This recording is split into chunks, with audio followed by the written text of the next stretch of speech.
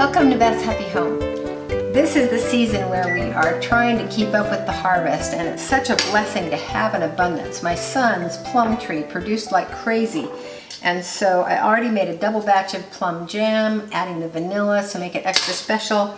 And now I decided that I would bottle about 7 quarts, one batch of bottled plums, because they're so wonderful to use in sauces for meats, in tarts, in cakes, in Christmas and fall dishes that I know that I will enjoy having some of these stored.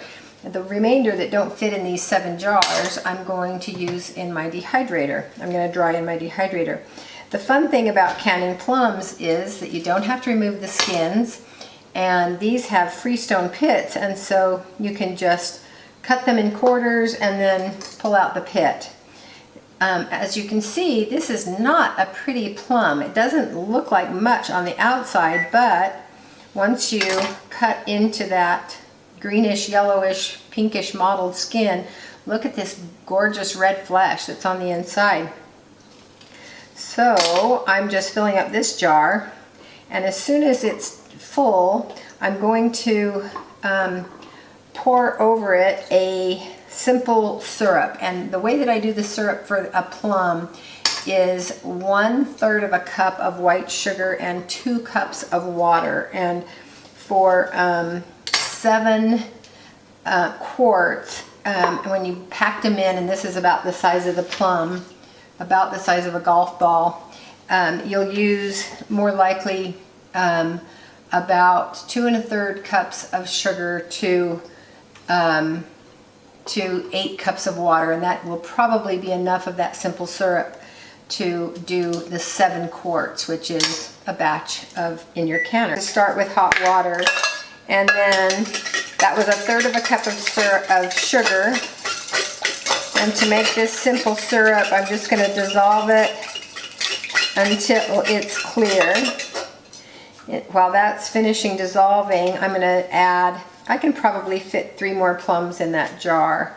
Maybe one more. I thought there was a little more room in there than there really is. Sometimes once you add this syrup, you can fit in a little more because it kind of floats them and adjusts their position a bit.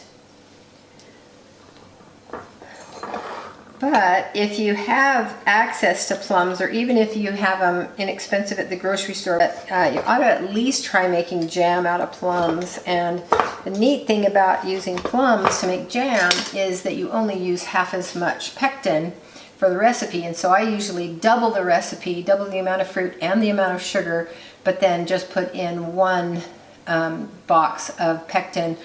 So this is all packed, and I've got that syrup poured over it, and I put my knife down the side to release any bubbles that might be in there. It looks like I've got them all out. I'm just going to push this one down a little bit more. I don't want it to float too much. Here's a lid. Oh wait, before I do the lid, I need to wipe off the rim.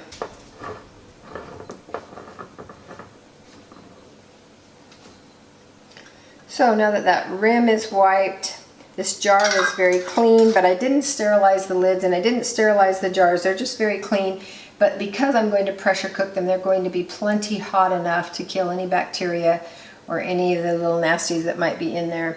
So I've got 2 inches of water in my canner.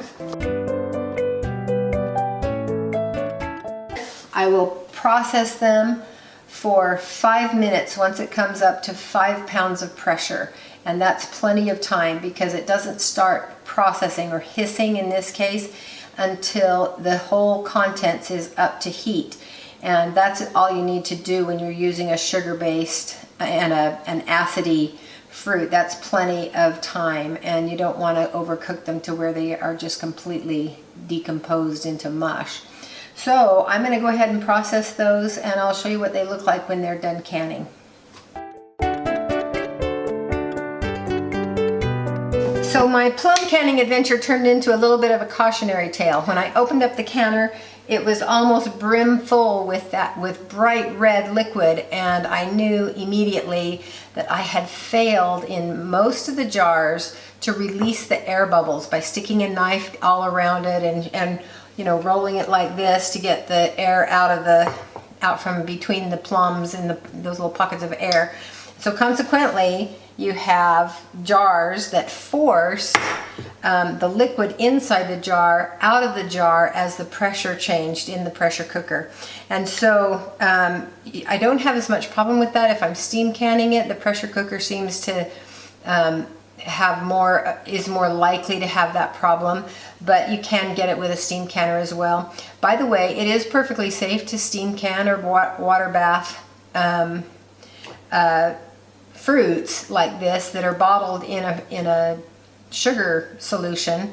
I use the pressure cooker simply because it's quicker and it doesn't heat up the house as much because it doesn't take as long. So it doesn't use as much energy either. Anyway, this is the one jar where I did a good job of releasing all the air, and so you can see it's still full up, and then these others all forced out some of their liquid. So they're still fine. They will last a long time. There's a great seal in here. I can see that because of the boiling. This jar is still boiling even though it's comfortable to touch with my hand, because there's a near vacuum in there, and the boiling point of in a vacuum is much lower than it is in our regular air pressure. So it's fine, but it's not going to look as pretty on the shelves, and I lost some of the juice from the plums into the canning water, and I would prefer not to do that. So can your plums, you'll enjoy the results, but make sure you release the air bubbles. Thanks for watching.